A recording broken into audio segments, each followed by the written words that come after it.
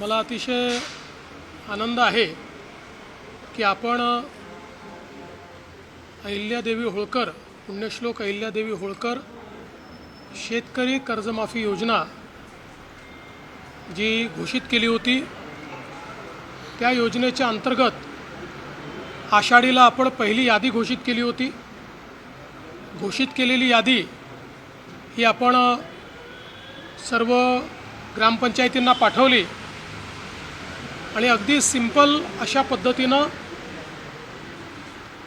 जे काही शेतकरी आहेत त्यांनी केवळ जाऊन आधार ऑथेंटिकेशन करायचं, कुठलाही अर्ज नाही किंवा कुठल्याही प्रकारचे इतर गोष्टींची आवश्यकता नाही।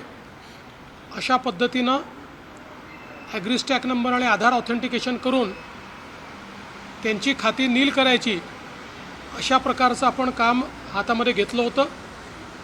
आज जवळपास 5029 कोटी रुपये हा पहिला हप्ता 6,22,207 शेतकऱ्यांच्या खात्यामध्ये गेला आहे आणि ही खाती नील झालेली आहेत। मध्यंतरी काही गैरसमज असे झाले होते की आमच्यावरचं कर्ज जास्ती दिसतं आहे आणि आमच्या नावावर अप्रूव्ड पैसे कमी आहेत। त्याचं कारण जे काही NPAवर लावलेलं व्याज होतं, त्या व्याजामुळे ते जास्त दिसत होतं।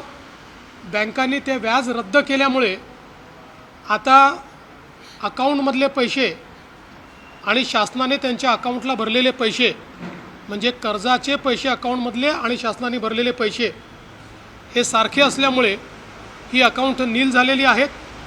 आता रोज मोठ्या प्रमाणात ही अकाउंट्स येत आहेत।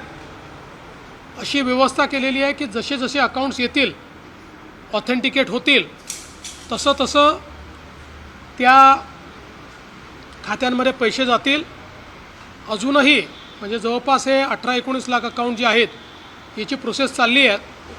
12 लाख अकाउंट जे आहेत हे बँकांना परत पाठवलेले आहेत, कारण बँकांनी त्यात चुका केलेल्या आहेत। बँकांनी हे सांगितलं आहे की साधारणपणे आठवड्याभरामध्ये तेही अकाउंट सुधारून आम्ही परत करू। त्यामुळे मला असं वाटतं की आता हे जे काही सगळे अकाउंट्स आहेत हे सगळे क्लिअर होऊन आणि त्याच्यामध्ये पैसे टाकण्याची सुरुवात झालेली आहे। पुढच्या काळामध्ये सगळे जेवढे अकाउंट्स ऑथेंटिकेट होतील त्या सगळ्या अकाउंट्समध्ये पैसे टाकून आपल्या शेतकऱ्यांना कर्जमाफीचा पूर्ण जो काही बेनिफिट आहे हे आपण त्या ठिकाणी देणार आहोत। आता रोज जसे जसे अकाउंट येतील तसे तसे पैसे भरले जातील। सुरुवातीच्या पहिल्या टप्प्याला याकरता वेळ लागला की आपण हे ठरवलं होतं की याद्या ग्रामपंचायतपर्यंत जातील, त्या ठिकाणी याद्यांचं वाचन होईल, लोकांना हे समजलं पाहिजे आणि मग लोकांनी फक्त आपलं आधार ऑथेंटिकेशन करायचं आहे। ते आता खूप जोरात चाललेलं आहे। शेतकरी मोठ्या प्रमाणात ते करत आहेत। ते झाल्याबरोबर आमच्याकडे जसं अकाउंट येतो तसं आम्ही पैसे भरणं सुरू करतो। बघा, 1 महिन्याभरात झालं पाहिजे, पण त्यात आपला जुना जो साधारणपणे अनुभव आहे त्याच्यामध्ये 80% काम एका महिन्यात होतं। 20% कामाला वेळ लागतो, कारण त्यात काही ना काही अडचणी, इतका लाखो शेतकऱ्यांचा जो रेकॉर्ड असतो, कुठे शेतकऱ्याची अडचण असते, कुठे बँकेची अडचण असते। काही ठिकाणी आता अशाही केसेस आहेत की वडिलांच्या नावाने कर्ज आहे, वडील गेले आहेत, मग ते म्युटेशन करून ते कर्ज त्या ठिकाणी आपल्याला रद्द करायचं आहे। अशा कागदपत्राच्या पूर्तता चालत असतात, पण 80% काम मात्र वेळेत होतं। कर्जमाफीचे बऱ्याच वेळा असं होतं की कर्जमाफी माफ केली होते आणि नंतरच्या टप्प्यात जे प्रोत्साहन पण आपण रक्कम दिली जाते ती नाही, आम्ही याच्यामध्ये 2च टप्पे केलेले आहेत। पहिल्या टप्प्यामध्ये आम्ही सगळे कर्जमाफीचे पैसे भरतो आणि दुसऱ्या टप्प्यात आम्ही प्रोत्साहनचे पैसे देणार आहोत। कर्ज मिळण्यासाठी शेतकऱ्यांना अडचण येणार नाही? बिलकुल अडचण येणार नाही। सगळ्या बँकांनी सांगितलं आहे। काही अशाही पद्धतीनं अफवा पसरवल्या जात आहेत की OTS झाला आहे त्यामुळे सिबिल तुम्हाला लागेल, असं कुठेही नाही। यात कुठलंही OTS नाही आहे। फक्त लावलेलं जास्तीचं व्याज हे रद्द केलेलं आहे, बाकी पूर्ण पैसे सरकार भरते. त्यामुळे कुठल्याही शेतकऱ्यावर सिबिलची अट लागणार नाही आहे. जे 12 लाख अकाउंट्स बँकेने परत पाठवले आहेत त्यामध्ये नेमक्या कुठल्या प्रकारच्या त्रुटी आहेत, म्हणजे पुढचे जे येणारे टेक्निकल त्रुटी आहेत. काही ठिकाणी अकाउंट दुबार आलेले आहेत, त्यामुळे ते 2 अकाउंट आहे की 1 अकाउंट आहे हे पाहावं लागणार आहे. काही ठिकाणी नंबरचा मिसमॅच आहे, काही ठिकाणी नावांचा मिसमॅच आहे आणि म्हणून ते सुधारण्याकरता त्या ठिकाणी पाठवले आहेत. कारण ही संपूर्ण डिजिटल पद्धत असल्यामुळे डिजिटल पद्धतीत सगळ्या गोष्टी व्हेरीफाय झाल्याशिवाय पैसे जात नाही, DBTनी पैसे जातात. त्यामुळे सगळ्या गोष्टी व्हेरीफाय कराव्या लागतात. म्हणून या छोट्या छोट्या चुका आहेत त्या बँका ऑथेंटिकेट करून देणार आहेत. कुंभमेळा आढावा संदर्भात देखील बैठक पार पडलेली आहे. दुसरीकडे राज ठाकरे नाशिकमध्ये जाऊन त्यांनी टीका केली आहे की कुंभमेळ्याची सर्व कामं जी आहेत ती गुजराती कंत्राटदारांना. आपल्याला या संदर्भात गिरीश महाजनांनी स्पष्टपणे सांगितलं आहे. तथापि मी पुन्हा एकदा सांगतो, एकतर गुजरातचे दिले वगैरे सपशेल खोटं आहे, पण काही असू शकतात.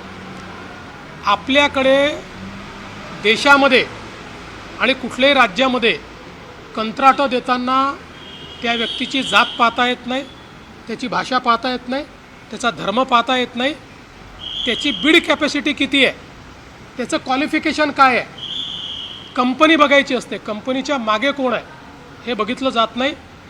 मला या गोष्टीचं समाधान आहे की जे काही या ठिकाणी टेंडर दिले गेलेले आहेत हे अतिशय कॉम्पिटिशनने दिले आहेत, ते बिलो दिले गेलेले आहेत आणि 3 प्रकारचे क्वालिटी चेक्स हे त्याच्यावर लावण्यात आलेले आहेत. त्यामुळे क्वालिटी चेक झाल्यानंतरच त्या ठिकाणी पैसा मिळणार आहे. आता पाहिजे असेल तर या कंपन्यांच्या मागचे जे काही मराठी लोक आहेत त्यांचे नाव आपण पाठवून देऊ, पण मला असं वाटतं की अशा पद्धतीनं आपल्याकडे पद्धतच नाही. आपल्याकडे ज्यांची बिड कॅपॅसिटी असते, जे क्वालिफाय होतात ते टेंडर भरतात. सर, नाशिकच्या खड्ड्यांबाबत सुद्धा निर्देश तुम्ही दिले आहेत, कारण गेल्या काही दिवसापासून आणि आज आम्ही MNGLच्याही लोकांना बोलवलं होतं. नाशिकमधला मुख्य प्रॉब्लेम हा MNGLमुळे झाला आहे. सगळे रस्ते MNGLला आपण पाईपलाईन टाकण्याकरता मान्यता दिली होती आणि ती महत्त्वाची आहे गॅस पाईपलाईन. ते गॅस पाईपलाईन टाकल्यानंतर घरोघरी जे कनेक्शन द्यायचे आहेत त्याला ते उशीर लावत असल्यामुळे जिथे पाईपलाईन टाकली आहे तिथे घरचं कनेक्शन देण्याकरता पुन्हा खोदावं लागेल, म्हणून आपल्याला रस्ता करता येत नाही आणि कनेक्शन अतिशय धीम्या गतीने ते देत आहेत.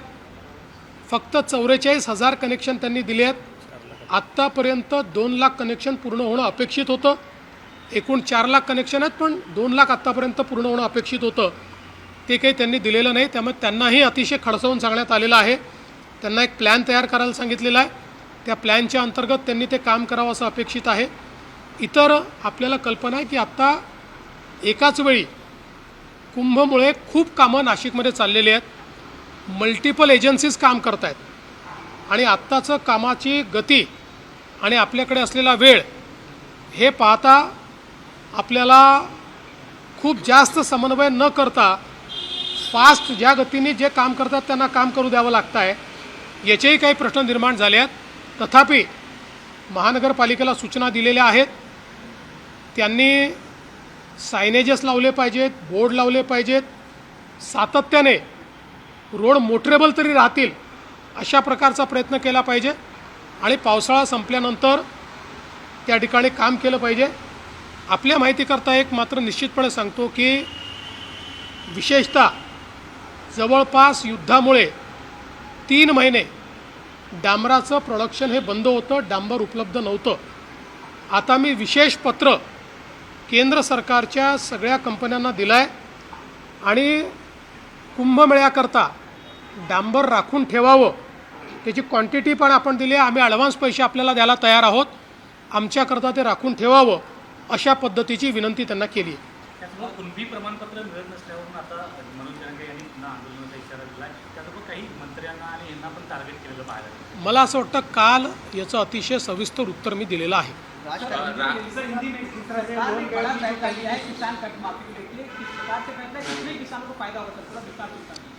देखिए, एक बहुत अच्छा निर्णय पुण्यश्लोक अहिल्या देवी होळकर कर्ज माफ़ी की योजना हमने घोषित की।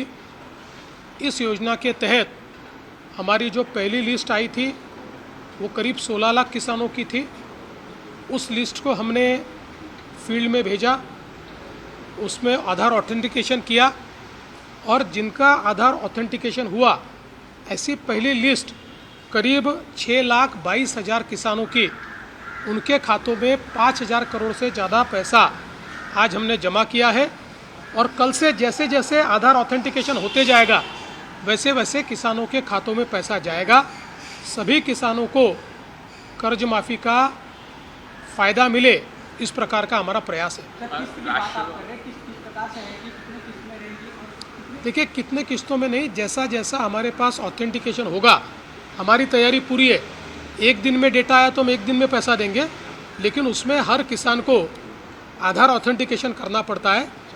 उतना ही काम उसका है, वो जैसे करता है हमारे पास ऑटोमेटिक वो आ जाता है और हम उसमें पैसा भरते हैं। महाराष्ट्र सरकार ने बड़ा फैसला लिया है सर कि लगभग 114 ऐसे जो डॉक्यूमेंट मैगजीन की बात करें, ऐसे प्रोफाइल है जो हमने प्रतिबंध लगा। आखिरकार क्या जानकारी सामने आई थी, कितने हमने कार्रवाई की? देखिए, ऐसा है कि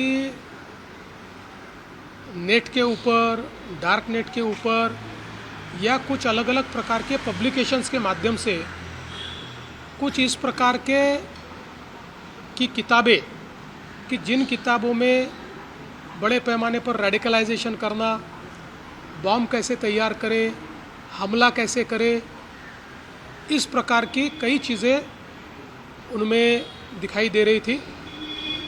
और हम लोग जानते हैं कि चूँकि एक्सप्रेसली इनको बैन करने के लिए हमारे पास इससे पहले कानून नहीं था, लेकिन अब हमारा नया कानून जो मंजूर हुआ है उसमें उसको बैन किया जा सकता है। तो मुझे लगता है कि बिल्कुल अच्छी कार्रवाई हुई है। सर, मराठीमध्ये सांगा, दहशतवादींना ज्या पद्धतीने प्रोत्साहन देणारे 114 आहेत त्या साईड उपलब्ध करण्यात आलेल्या आहेत। अशा प्रकारचं मटेरियल की ज्याच्यामध्ये रॅडिकलायझेशन करणं, बॉम्ब तयार करणं, हल्ले कसे केले पाहिजेत, एकल हल्ला कसा केला पाहिजे, अशा प्रकारच्या इन्फॉर्मेशन रॅडिकलाइज करण्याच्या दृष्टीनं जी काही नेटवर, डार्क नेटवर, पब्लिकेशन्समध्ये असं जे मटेरियल सर्क्युलेट होत होतं, हे बॅन करण्याकरता राज्यामध्ये एक्सप्रेस कायदा नव्हता। परंतु आता आपण जो जनसुरक्षा कायदा तयार केला, त्या कायद्यामध्ये अशा प्रकारचं मटेरियल बॅन करून त्याचं सर्क्युलेशन करणाऱ्यांवर आपल्याला कारवाई करता येते। त्यामुळे ती कारवाई राज्याने केली आहे। सर, राष्ट्रवादी काँग्रेस कडनं प्रशांत किशोर यांना राजकीय सल्लागार नेमल्यानंतर कुठेतरी भाजप नाराज आहे, अशा प्रकारच्या बातम्या, चर्चा सुरू आहेत। पहिल्यांदा तर त्यांनी कोणाला नेमलं हे देखील आम्हाला माहिती नाही। आम्हाला अधिकृतपणे त्यांनी कोणाला सल्लागार नेमलं आहे हे आम्हाला त्यांनी कळवलेलं नाही। त्यामुळे या संदर्भात त्यांच्याशी चर्चा केल्यावरच मी या संदर्भात बोलेन। पण एकूणच कुठेतरी प्रशांत किशोर यांची नेमणूक झाल्यामुळे अरे, मला माहितीच नाही नेमणूक झाली तर तुम्ही मला का विचारता? माझ्या पक्षाचं मला विचारा। आरएसएस चीफ मोहन भागवत का कल का जो कार्यक्रम हुआ, काफी जेनरली और हिंदी की काफी बातें की हैं, पर विपक्ष की तरफ से लगातार ये कहा जा रहा है कि आरएसएस चीफ को कहीं ना कहीं बीजेपी के नेताओं को बताना चाहिए। देखिए, आरएसएस के परम पूजनीय सरसंघचालक जी जो बोलते हैं वो किसी एक पार्टी के लिए या एक गुट के लिए या एक संस्था के लिए बात नहीं होती, हमारे देश के लिए वो बोलते हैं। मुझे ऐसा लगता है कि चाहे वो पक्ष हो चाहे विपक्ष हो, उन्होंने जो बातें कही इस देश के हित की बातें कही है, सभी के लिए कही है, सभी उसमें से बोध लेंगे। और अगर हमारे विपक्ष को वो बातें पसंद आई है तो मैं उनका अभिनंदन करता हूँ, उनको बधाई देता हूँ। साम टीव्ही मी नेहमी पाहतो, त्यावर दाखवलेल्या बातम्या रिलेट करतात।